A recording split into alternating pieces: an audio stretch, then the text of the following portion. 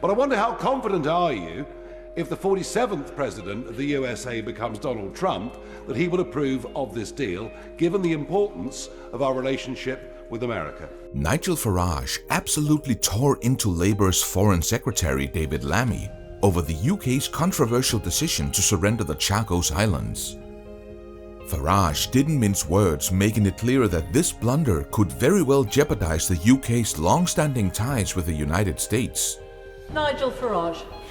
Thank you. Foreign Secretary, it would appear that the potential judgment, next judgment of a spurious, rather political foreign court matters more than the issue of national sovereignty.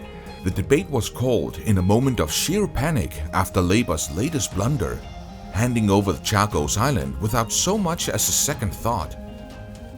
This Indian Ocean archipelago, long a part of British territory, or at least it was, has now been gifted to Mauritius. And if that wasn't enough, it's poised to slip right into the hands of China. So the United Kingdom and Mauritius today have reached a historic agreement to address a historical set of issues that we inherited, an unsustainable situation, and this is a very, very important agreement between our countries. Crucially protects the national security interests of the United Kingdom and our allies, and this has been reached in full agreement with the United States, retaining the crucial base on Diego Garcia. Also closes down a potential route for migrants, and it also has important benefits for Chagosian communities as well. The Starmer regime has scored yet another failure by completely brushing aside direct warnings from the US and handing the disputed Chagos Islands straight into China's lap. The Chagos Islands aren't just any piece of land, but home to the Diego Garcia base, one of the most strategically important military bases of the transatlantic allies. Look, you're a former naval commander, you understand these things. Look, most of us couldn't even put these islands on a map, including me. Why are they so significant, first of all?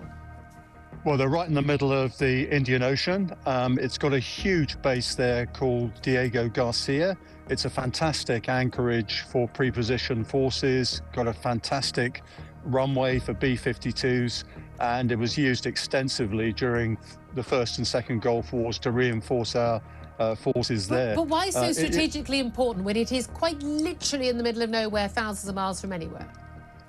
Because it means that you can send long-range aircraft there, they can land, they can refuel, you've got a naval base there. It's a fantastic place to be able to, put your forces if you need to get somewhere. Handing over such a pivotal defense base to nations the US has serious tensions with? The Labour government has completely lost the plot. This isn't just reckless, it's a national security nightmare.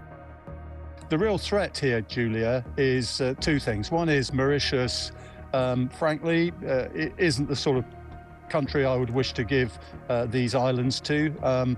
It's got vast issues with corruption. The Chinese will be all over this, and unless there are preserved rights to Diego Garcia, we're going to see Chinese Navy, we're going to see the Chinese Air Force there in strength because they want to dominate the Indian Ocean. I'm amazed that India thinks this is a good idea.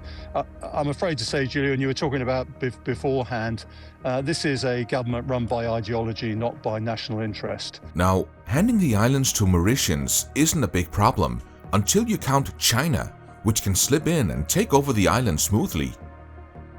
Sounds like a strategic disaster, especially during the escalating tensions between China and the United States. But and you boast that President Biden likes this deal. Now, the speaker earlier on said that this House should not be affected by elections that take place in foreign countries. Yes, Nigel Farage is absolutely right. The current US government, which doesn't have much time, is happy with the decision. But what will happen when the next president is the Republican candidate? Doesn't sound like a deal that would make him happy. The Chagos Islands were occupied by Britain in a deal that gave Mauritius its independence in 1968. The indigenous Chagosians became refugees, resettled in Mauritius, the Seychelles and the UK. The Chagos Islands have been in the British hold ever since Mauritius gave them up as a token of its independence. But the game has changed drastically since then. What was once seen as a minor piece of land has now become military gold, catching the attention of global powers.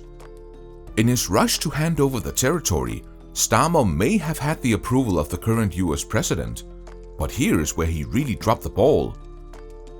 The policies of the White House are going to change drastically. What will Starmer do then to maintain the UK's ties with the US? But I wonder, how confident are you, if the 47th president of the USA becomes Donald Trump, that he will approve of this deal, given the importance of our relationship with America? The UK simply can't afford to alienate an ally as close as the Americans. Let's face it, losing that relationship could spell disaster. And it's not just the US raising eyebrows. The native Chagosians themselves have been in uproar over this decision. For years, the people of the Chagos Islands have petitioned to be heard.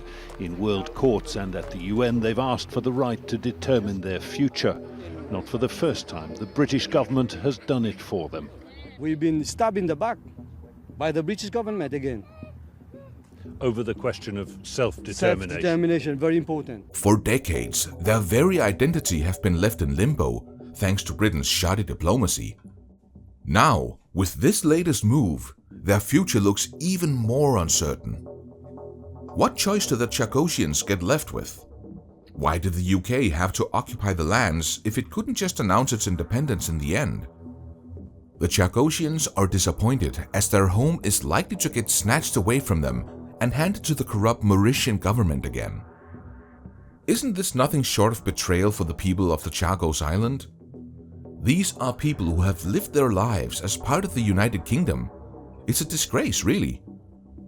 David Lammy has gone ahead and invoked an agreement that utterly tramples on the Chagosians' right to self-determination, and it's no wonder the natives are absolutely furious. This deal has faced fierce backlash from everywhere, and rightly so. David Lammy has sealed the fate of a decades-long dispute in just a matter of days, with zero proper consultation. It's no wonder Nigel Farage was fuming. You could hear the disappointment dripping from his voice as he ripped into the trade, calling it nothing less than a betrayal to America's next potential president. And Lammy's response? A load of absolute tosh, stumbling through his excuses and nervously dodging the real issue. How stupid and blindsided can a person be? The smirk on Farage's said it all. All the UK Foreign Secretary had to offer was a pat on the back from the US President and Secretary. Who can assure that the upcoming US President won't decide to hold him accountable for this despicable move? The government is hell-bent on sabotaging the country in every way possible, and they surely are doing a heck of a job.